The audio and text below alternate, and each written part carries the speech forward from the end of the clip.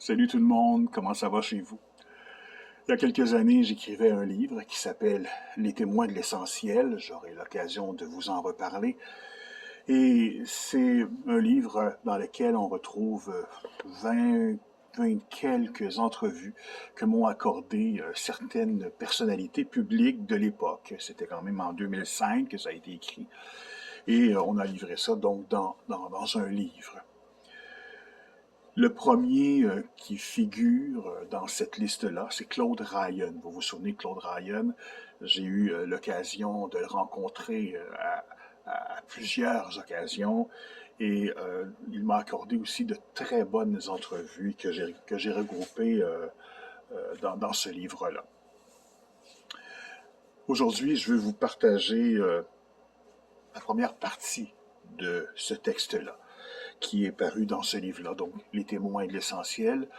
Si vous allez en bibliothèque, vous pouvez encore le trouver. Je sais qu'il est encore à la Grande Bibliothèque à Montréal, puisque je l'ai vu il y a peu de temps. Donc, il est dans les rayons, vous pouvez l'emprunter et il y a aussi une copie aux Archives nationales que vous pouvez aussi consulter sur place. Un peu de lecture. Claude Ryan nous a quittés au début de l'année 2004. Il n'est plus là, mais il est encore vivant. C'est bien le mot, vivant. Son œuvre et sa pensée passeront, mais sa contribution à l'avancement de notre société, le petit pas de plus qu'il lui a fait réaliser, le gardera toujours uni à notre présent collectif. Dans une interview qu'il m'accordait en 1999, il confiait, et je le cite, « La mort, j'y pense presque à tous les jours. Vous savez, à mon âge, on sait que ça viendra.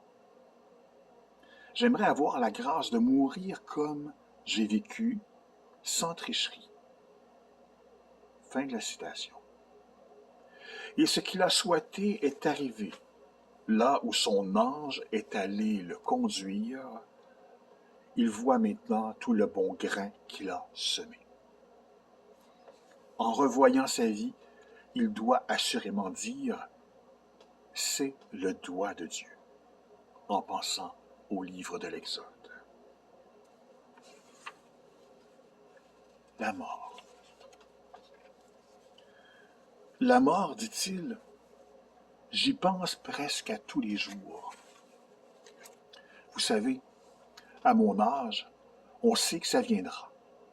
J'aimerais avoir la grâce de mourir comme j'ai vécu, sans tricherie, dit sur le ton de la confidence Claude Ryan.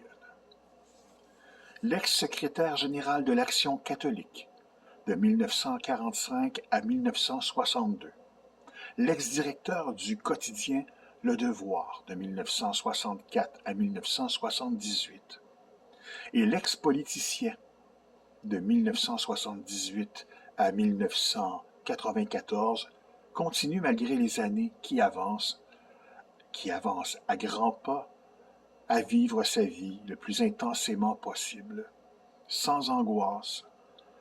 Aujourd'hui comme hier, il dit vivre son quotidien guidé par la main de Dieu.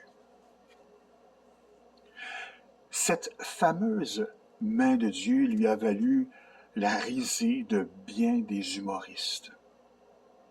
Le chrétien, soucieux de vivre de la parole de Dieu, sait qu'il s'agit de la volonté du Père éternel qui s'exprime par les événements, les invitations reçues, les paroles des personnes rencontrées, particulièrement celles des proches, l'expérience du quotidien filtrée à la lumière de la tradition biblique et de la vie de l'Église. L'Esprit de Dieu souffle où et quand il veut. Cette volonté peut se traduire par le mot providence. Le monde biblique parle de la main de Dieu. Cet esprit est un fondement du catholicisme. Je crois que Dieu nous parle continuellement. Je répète, je crois que Dieu nous parle continuellement insiste Claude Ryan. Ma façon de respecter l'autre est de lui dire qui je suis, et non de taire qui je suis sous prétexte de ne pas le déranger, ajoute le septuagénaire. Lorsqu'il est entré au service du quotidien Le Devoir, il n'a pas entretenu de mystère sur ses convictions religieuses. Il en fut de même lorsqu'il a fait le saut en politique provinciale. Une position de clarté et de franchise a toujours caractérisé le vaillant gaillard. À un moment donné, j'ai donné une interview au réseau anglais de Radio-Canada. C'était une émission sur des sujets spirituels, religieux. Comment avez-vous été amené à prendre vos décisions importantes dans la vie? M'a demandé l'animateur.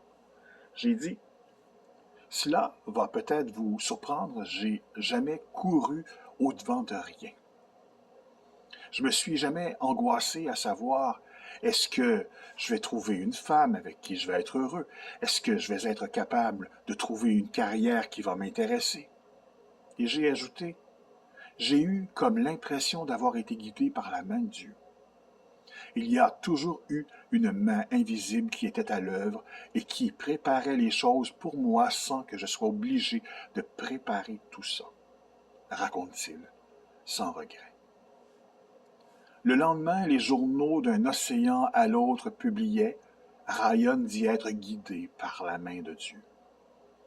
L'opposition à l'Assemblée nationale à Québec a rapidement repris cela contre lui de façon déplorable. Je ne me suis jamais plaint de ça, ajoute Ryan. Je n'ai jamais rétracté non plus parce que je le croyais profondément et je le crois encore aujourd'hui. Fin de la citation. Cependant, il admet ne pas avoir utilisé le bon terme pour s'expliquer puisque le grand public n'était pas habitué à ce langage disparu une décennie plus tôt. Pour quelqu'un qui n'a aucune culture biblique, un tel propos fait automatiquement croire à un illuminé qui se prend pour un autre. Avoir été ridiculisé, pour cela, ne le dérange pas trop.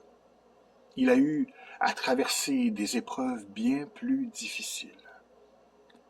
Ça me fait de la peine pour la religion, renchérit-il, en pensant au mal causé à la réputation de l'Église.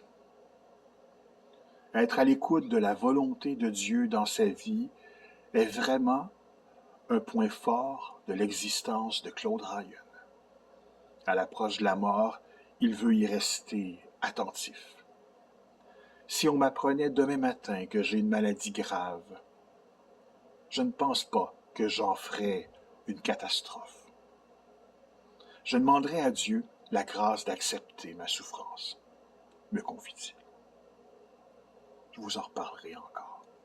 C'était tiré du livre Les témoins de l'essentiel. Claude Ryan.